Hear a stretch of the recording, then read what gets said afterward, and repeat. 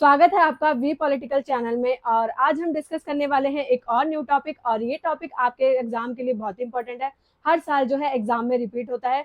तो स्टार्ट करते हैं आज का अपना टॉपिक। और ये टॉपिक स्पेशली किन के लिए है? जो MPSC 004 जिनके पास ये बुक है उनके लिए ये मोस्ट इंपॉर्टेंट टॉपिक है, इसलिए मैंने कवर किया है।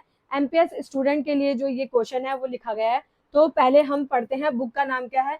आधुनिक भारत में सामाजिक और राजनीतिक चिंतन। इसी के साथ अगर आप बीए प्रोग्राम, बीए ऑनर्स के स्टूडेंट हैं और आपके पास भी ये सब्जेक्ट है आधुनिक भारत में सामाजिक और राजनीतिक चिंतन, उनके लिए भी बहुत ही इंपॉर्टेंट है, क्योंकि बीए ऑनर्स में जो ये वाला क्वेश्चन है वो रिपीट होता है। और इसी के साथ जो एमए करे हैं पॉलिटिकल साइंस में, उनके पास भी सेम बुक रिपीट होती है। तो आप दोनों के लिए ही इंपॉर्टेंट है, बीए ऑनर्स के लिए। और इसी के साथ अगर आप बीए प्रोग्राम में भी आपका ये टॉपिक आ रहा है तो आपके लिए इंपॉर्टेंट है। सो आज के लेक्चर में हम पढ़ेंगे पंडिता रमाबाई के बारे में। बहुत ही इंपॉर्टेंट है, और इसी के साथ साथ आपको अच्छे से समझ भी आ जाएगा, क्योंकि मैंने मेन वही पॉइंट लिए हैं जो एग्जाम में रिपीट होते हैं। तो चलिए स्टार्ट करते हैं। पंडिता रमाबाई 1858 से 1922 तक इनका जीवन काल है। इसी के साथ ये मोस्ट इंपॉर्टेंट क्वेश्चन है, 10 मार्क्स के हिसाब से लिया गया है इसको। पंडिता रमाबाई आधुनिक भारत की एक महानतम महिला थी। पंडिता रमाबाई क्या है? आधुनिक भारत की एक महानतम महिला है।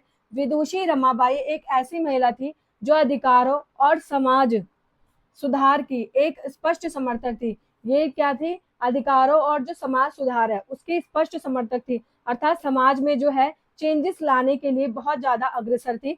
इसी के साथ उन्होंने प्रचारक गतिविधियों, पितृसत्ता, पुरुष प्रधान का विरोध किया। इनका मेन उद्देश्य क्या था पंडिता रमाबाई का? कि जो हमारा समाज है वो बहुत ज्यादा पितृसत्तात्मक है, तो उसका विरोध किया पंडिता रमाबाई ने।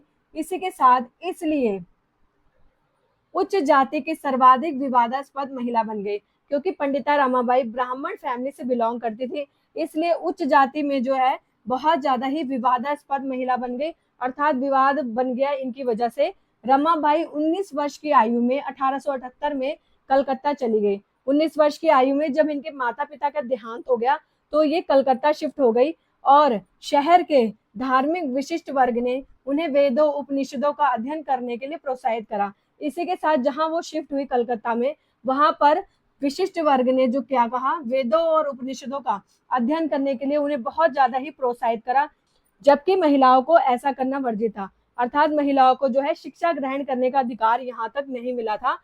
पंडिता विदुषी और सरस्वती विद्या की देवी की उपाधि प्राप्त करी। अर्थात जो पंडिता रमाबाई है उन्होंने विदुषी और विद्या की देवी की उपाधि प्राप्त करी, इतना ज्ञान प्राप्त कर लिया था उस टाइम पर। रमाबाई ने क्या करा कि बंगाल की यात्रा करके समाज सुधार कार्यक्रम आरंभ कर दिया।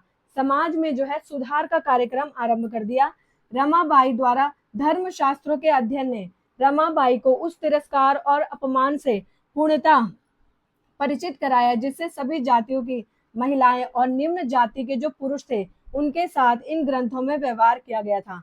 इनके लिए जो महिलाओं के लिए और इसी के साथ जो निम्न जाति के पुरुष थे उनके लिए जो व्यवहार था वो रमाबाई ने महसूस करा, तिरस्कार को फील करा उस चीज को। महिलाओं की तरह शूद्रों को भी उच्च जातियों की तरह वैसे ही धार्मिक कार्य करने नहीं दिया जाता था। अर्थात महिला और शूद्र दोनों समान थे।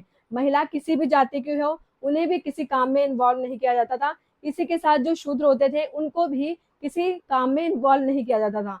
शूद्र मतलब वह जो बहुत ही निचली जाति से आते थे, उनके साथ जो है भेदभाव किया जाता था। इसी के साथ पंडिता रमाबाई ने जो है निजी जीवन में भेदभाव को अस्वीकार कर बिपिन बिहारी जो एक शूद्र थे, उस समय जो एक शूद्र थे बिपिन बिहारी, उनके साथ विवाह के प्रस्ताव को स्वीकार करने का निर्णय लिया।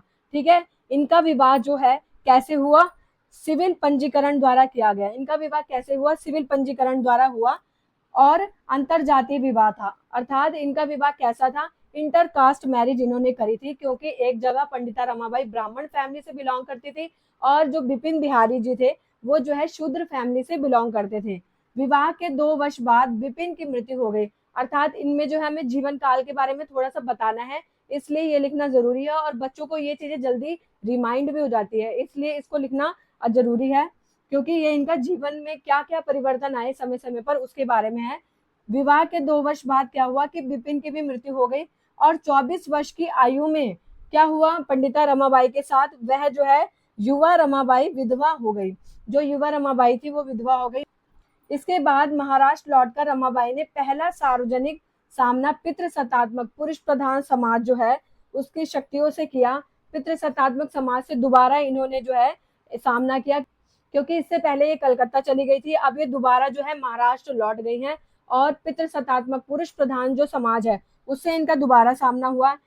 1882 में पूना में आर्य समाज महिला की स्थापना करी। इन्होंने क्या करा कि जो 1882 का टाइम था उसमें आर्य समाज महिला की स्थापना करी। उन्होंने असहाय और अशिक्षित, जो लोग असहाय थे और अशिक्षित महिलाएं थी, मतलब जो महिलाएं थी असहाय थी, उनके पास सहायता का कोई ऑप्शन नहीं था, इसी के साथ वो अशिक्षित थी, उनके लिए जो है परामर्श देने के लिए मराठी में स्त्री धर्म नीति का प्रकाशन करा। उनके लिए क्या करा, स्त्री धर्म नीति का प्रकाशन करा कि स्त्री के क्या क्या धर्म होने चाहिए। रमाबाई ने उच्च जाति हिंदू विधवाओं के लिए ग्रह स्थापित करा। इसी के साथ जो रमाबाई ने हिंदू जो उच्च जाति की विधवाएं थी उनके लिए ग्रह की स्थापना करी कि वह कहाँ रहेंगी, जो विधवा हो गई हैं उनके लिए कोई व्यवस्था नहीं थी, तो उनके लिए ग्रह की स्थापना करी। किंतु वे महाराष्ट्र में महिलाओं को जोड़ने में असफल रहे। फिर भी उन्हें जो है महिलाओं का वहां बहुत ज्यादा साथ नहीं मिला और वह सबको जोड़ने में असफल रही। बाद में उन्होंने क्या किया, एक लिंगन चर्च में ईसाई धर्म को अपना लिया। बाद में पंडिता रमाबाई ने, जब उन्हें कहीं से सपोर्ट नहीं मिला तो उन्होंने जो है ईसाई धर्म को अपना लिया।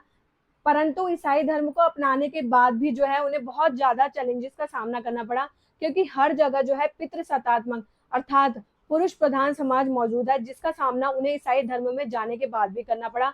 परंतु जो है उन्हें हिंदू धर्म में भी बहुत ज्यादा पितृसत्तात्मक समाज को झेलना पड़ रहा था। जब उन्होंने ईसाई धर्म में कन्वर्ट होने का निर्णय लगा, वहां पर भी पुरुष प्रधान समाज ही मौजूद था, जिसके कारण वहां पर भी उन्हें बहुत सारी समस्याएं उत्पन्न हुई, क्योंकि यहाँ पर भी पितृसत्तात्मक व्यवस्था थी।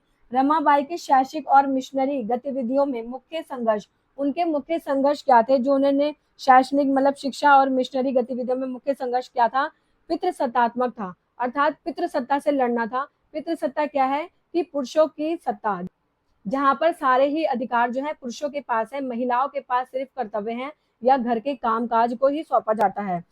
अतः उनका जीवन जटिल संघर्षों की गाथा है।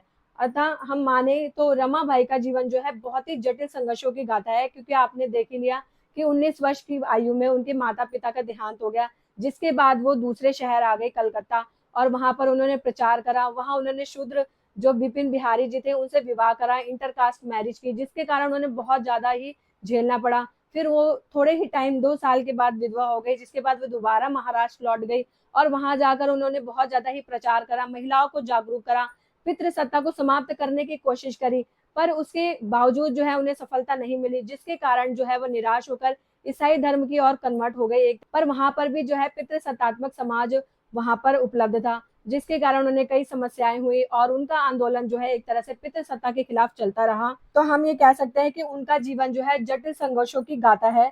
जो हिंदू समाज और इसी के साथ एक लिंगन चर्च में पुरुष के खिलाफ, जो इसी के साथ पुरुषों के खिलाफ जो है चर्च में भी पुरुषों के खिलाफ और बिशप और ननों के विरुद्ध संघर्ष था। मतलब उनका जो मेन उद्देश्य था पितृसत्तात्मक समाज के खिलाफ था। और हिंदू महिलाओं के उत्पीड़न, इसी के साथ जो महिला के साथ उत्पीड़न हो रहा था उसके विरुद्ध ईसाई मिशनरी का संघर्ष था। अर्थात इनका पूरा जीवन जो है पंडिता रमाबाई का संघर्ष में ही गुजर गया। उन्होंने बहुत सारे चेंजेस लाने का प्रयास करा, इसलिए जो है ये भारतीय राजनीतिक चिंतन में एक महत्वपूर्ण भूमिका निभाती है। और ये आपके लिए बहुत ही इंपॉर्टेंट टॉपिक है और आपके एग्जाम में जरूर आएगा, चाहे आप बीए ऑनर्स के स्टूडेंट हैं या आप एमए पॉलिटिकल साइंस के स्टूडेंट हैं। सो गाइज, आई होप कि आपको ये टॉपिक समझ आ गया हो और आपको ये टॉपिक इंटरेस्टिंग भी लगा हो और आपको अच्छे से समझ भी आया हो। सो एक बार मैं आपको दोबारा रिपीट करा देती हूँ फटाफट शॉर्ट्स में। तो हमने क्या पढ़ा है, आधुनिक भारत में राजनीतिक चिंतन, एमपीएससी 004 का टॉपिक है। पंडिता रमाबाई 1858 से 1922 तक इनकी जीवनी है। और पंडिता रमाबाई क्या है, एक महानतम महिला थी, बहुत ज्यादा ही विदुषी थी। इसी के साथ इन्होंने अधिकार और समाज सुधार के एक स्पष्ट समर्थक थी। इन्होंने अधिकारों पर हमेशा से जोर दिया। इसी के साथ वो पितृसत्ता, जो पुरुष प्रधान समाज है, उनका विरोध करती है कि पुरुष प्रधान समाज का विरोध करना ही पड़ेगा, क्योंकि बहुत ज्यादा ही पुरुषों के ही हर बात को माना जाता है। इसी के साथ उन्होंने पितृसत्ता, जो पुरुष प्रधान समाज है, उसका भी विरोध करा। इसलिए जो है ये सर्वाधिक विवादास्पद महिला बन गई। 19 वर्ष की आयु में इन्होंने क्या करा, ये कलकत्ता चली गई, क्योंकि उनके माता पिता का देहांत हो गया था। और जब ये कलकत्ता गई तो वहां पर इन्होंने उपनिषदों का अध्ययन करा। और महिलाओं को जो है ऐसा करना उस टाइम वर्जित था, मतलब महिलाएं जो है पुस्तकें नहीं पढ़ सकती थी, विद्या अध्ययन नहीं कर सकती थी। पंडिता रमाबाई जो है विदुषी विद्या की देवी के नाम की उपाधि इन्हें प्राप्त हुई। इसी के साथ इन्होंने बंगाल यात्रा करके समाज सुधार पर भी बल दिया और समाज सुधार कार्यक्रम आरंभ करा। धर्मशास्त्रों के अध्ययन ने रमाबाई को यह बताया कि कैसे सभी जाति की महिलाओं और निम्न जाति के पुरुषों के साथ जो है ग्रंथों में व्यवहार करा है, कैसे उन्हें नीचे दिखाया गया है। इसी के साथ जो है महिलाओं की तरह शूद्रों को भी उच्च जाति की तरह वैसे ही धार्मिक कार्य करने नहीं दिया जाता, महिलाओं को और शूद्रों को दोनों को ही नहीं करने दिया जाता।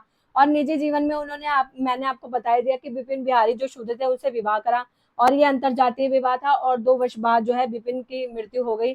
24 वर्ष की आयु में वह दोबारा जो है युवा विधवा हो गई और महाराष्ट्र वह दोबारा लौट कर आई और अपना पहला सार्वजनिक सामना पितृसत्तात्मक समाज से उन्हें दोबारा ही करना पड़ा।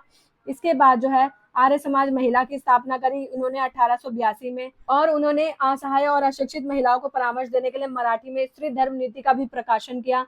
रमाबाई ने जो उच्च जाति की विधवा हैं, हिंदू विधवाएं हैं, उनके लिए गृह की स्थापना करी, गृह स्थापित करा जो विधवाएं हैं उनके लिए।